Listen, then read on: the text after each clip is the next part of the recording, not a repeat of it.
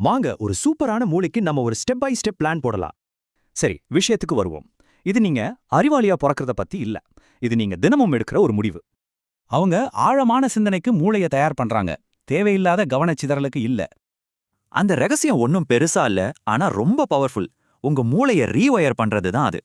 நீங்க சோஷியல் மீடியாவை ஸ்க்ரோல் பண்ணும்போது உங்க கவனம் வெறும் 8 செகண்ட்ஸ்க்கு குறைஞ்சிடுது. இதனால உங்க மூளைக்கு சின்ன சின்ன சந்தோஷம் தான் முக்கியம் ஆகிடும், ஆழமா யோசிக்கவே முடியாது. ஆனா MIT ரிசர்ச் படி தொடர்ந்து வாசிக்கிற பழக்கம் உங்க கவனத்தை 50% வரைக்கும் நிரந்தரமா அதிகரிக்குமா. வாசிக்கும்போது உங்க மூளையோட சிஇஓவான ப்ரீஃப்ரான்டல் கார்டெக்ஸ் ஆக்டிவேட் ஆகுது. இதுதான் எல்லாத்தையும் யோசிக்கிற பகுதி. இப்படி மாறுற திறனுக்கு பேரு தான் நியூரோபிளாஸ்டிசிட்டி. உங்க மூளை ஒரு கல்லு மாதிரி இல்ல, அது மாறிக்கிட்டே இருக்கும். வாசிக்கிறது ஒரு முழுமையான மூளை பயிற்சி. இது நியூரான்களுக்கு நடுவுல புது புது கனெக்ஷன்ஸை உருவாக்குது. இந்த புது கனெக்ஷன்ஸ மூளைக்குள்ள இருக்கிற ஹைவேஸ் மாதிரி நினைச்சுக்கோங்க. இதனால உங்க சிந்தனை வேகம் அதிகரிக்கும். இது வெறும் அறிவை மட்டும் வளர்க்கறது இல்ல. முக்கியமா ஃபிக்ஷன் படிச்சா உங்களுக்கு ஒரு சோஷியல் சூப்பர் பவரே கிடைக்கும்.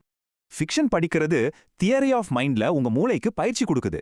இதனால உங்க எமோஷனல் இன்டெலிஜென்ஸ் அதிகமாகும்.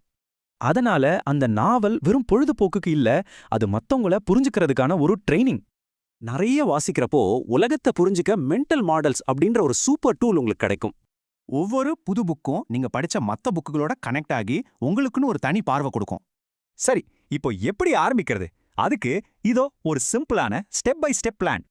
ஆரம்பிக்கிறது ரொம்ப ஈஸி. இந்த 3 சிம்பிள் ரூல்ஸை 30 நாளைக்கு மட்டும் ஃபாலோ பண்ணுங்க. ஒரு சூப்பர் டிப் சொல்றேன். தூங்குறதுக்கு முன்னாடி ஸ்க்ரோல் பண்றதுக்கு பதிலா அந்த நேரத்துல படிங்க. ஈஸியா பழக்கமாயிடும். எந்த புக் படிக்கிறதுன்னு தெரியலையா?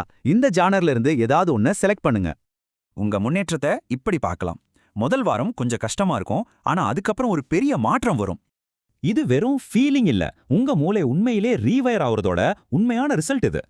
தினமும் உங்க மூளைய வச்சு என்ன செய்ய போறீங்கன்னு நீங்க தான் முடிவு பண்ணணும். கேள்வி என்னன்னா, நீங்க என்ன செய்ய போறீங்க?